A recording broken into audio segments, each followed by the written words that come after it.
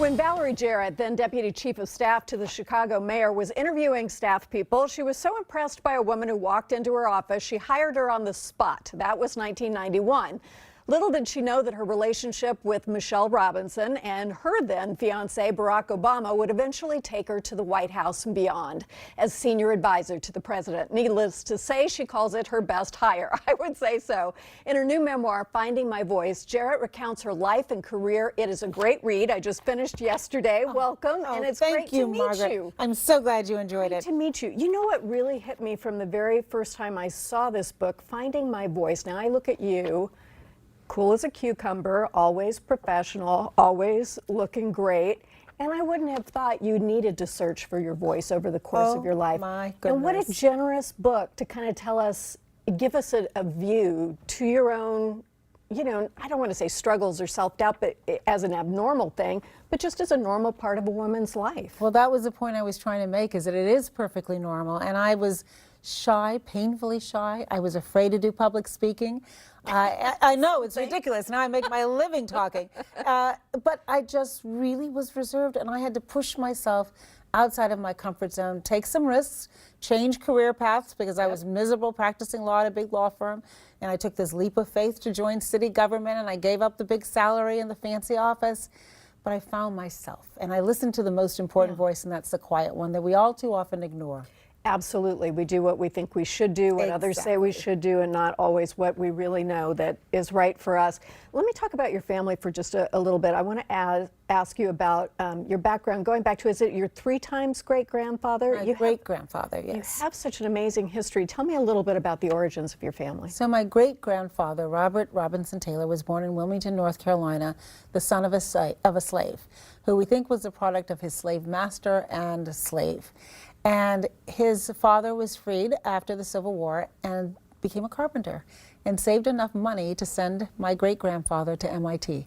And he became the first African-American to graduate from MIT and the first architect, African-American architect in the country. It is so amazing that the first kid in the family to go to college would go to MIT, and there is this amazing history of your family doing these really interesting things, such that you were born in Iran. Can you tell me what your parents were doing? Yeah, so in the mid-50s, when my father finished the Army, he was a physician, and he was leaving the Army. He would look for a job, and he couldn't find one in the United States at a point that was equivalent to where his white counterparts were.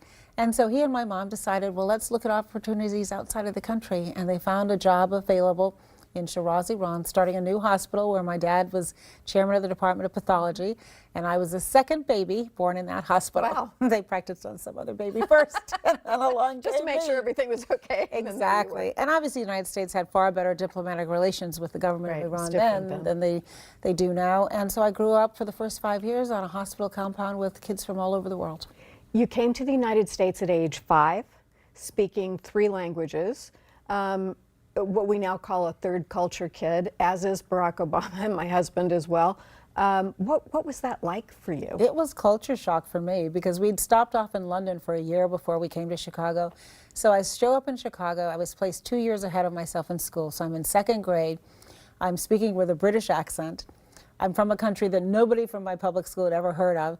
And I used to get beat up all the time. And my parents were going back home.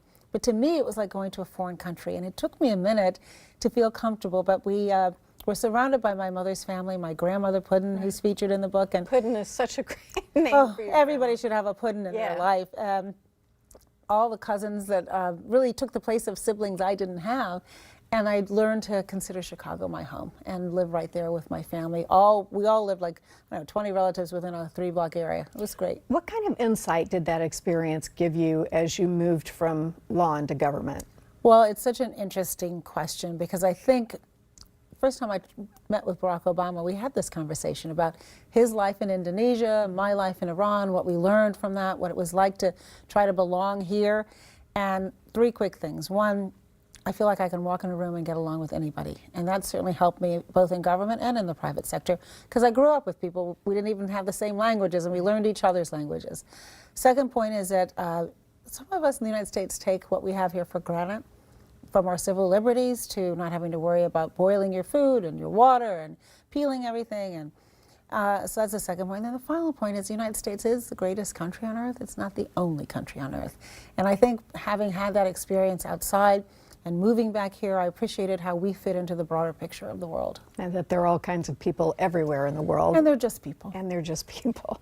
You mentioned meeting Barack Obama. It amused me. Two things amused me in the book a lot. Where you offer the job on the spot to Michelle Robinson, who says her fiance has some questions and you have to meet together. Was that kind of a new and different experience? Did you think, who is this dude? Is exactly what I said to her when I said, are you going to take the offer? And she said, my fiance has some reservations. Why don't we have dinner? But people say to me, well, that's so odd. Why did she need her fiance?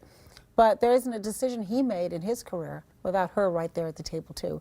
When we tried to talk him out of running it for the U.S. Senate, and I will say that was some bad advice I gave him, she was right there and had a veto power. When he considered running for president, she was right there. And so I think it reflects on the partnership they had when I met them in 1991, before they were even married. And before we really talked about having marriages like that, we were just kind of getting into that sort of thing.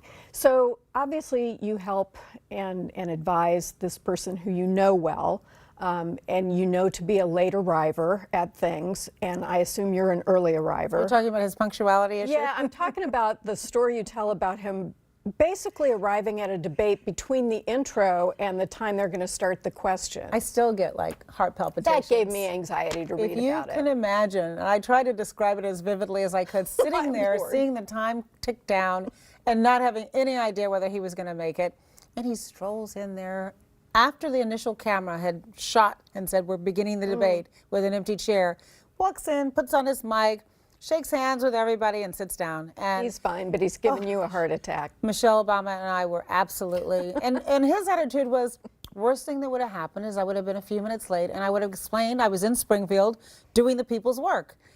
So that just shows you temperamentally what he's about. A cool character. A cool character. Now, I think for a lot of us, we thought after electing the first black president in this country that that was a sign of great racial progress. And it is, and yet we find ourselves in this moment. You've been the victim of a horrific attack from a Hollywood person whose name is not going to be mentioned in this vein. Where are we right now? We are a work in progress, and I think we have made great strides over the arc of my life in terms of civil rights and trying to give everybody a fair shot. But we still see each other as human beings. That why we settle for this. And stop talking at each other in personal terms and start listening to each other. And I think one of the strategies that we tried so hard in the White House and we were frustrated is that in a country as big and as diverse as ours, you can't let perfect be the enemy of the good, and you have to listen to people with whom you might disagree and you might actually learn something. And I'm worried in this era where everybody's community is defined on the device and we only sort information that we want to have, that we're becoming more and more polarized. And there's a toxicity in the air that I don't think is healthy. And when I travel around the country, I don't think reflects the true spirit of the American people. No, I hope and so not. there's a disconnect. I hope not. You raised a daughter by yourself. You had this magnificent career. You've written this wonderful book. You're traveling around doing these magnificent things. You've had some tremendous adventures as an advisor to the president. What would you advise your 25-year-old self from where you sit now? Well, that's kind of how the book began. My daughter, who was 30, said, what would you tell a 30-year-old Valerie Jarrett? And I think one of the things that I would say is that, look, life has multiple chapters, and you have to own each one and the trade-offs that you make in them. And it's all hard by nature, but it can be interesting and exciting and invigorating if you swerve outside of your comfort zone. And the magic in my life has happened when I've swerved and by the people in whom I've invested and who have invested in me. And that when you look back, that's what you hope it adds up. You know, did you love? Were you well loved? Did you feel as though you contributed? Did you have a purposeful life? And I want particularly young people to take charge of their life and feel that sense of purpose and willingness to take chances and swerve. That was so clear in the way you talked about having a 10-year plan, but being... That was a disaster. Tell me about it. I know how those can go wrong. But you were willing to go with it. I took a chance. And that kind of perseverance and resilience is really what comes through in the book. And the aspirational raising your parents gave you and how that translates to what we can do with our kids and maybe with our country as well. Let's hope. Let's hope. Thank you so much. Thank you, Margaret. It's lovely to meet you. Pleasure. Valerie will be speaking tonight at the New Hope Missionary Baptist Church in Seattle from 7 to 9 o'clock. Her appearance is hosted by the Northwest African American Museum and its Write On Authors series. The event is free of charge.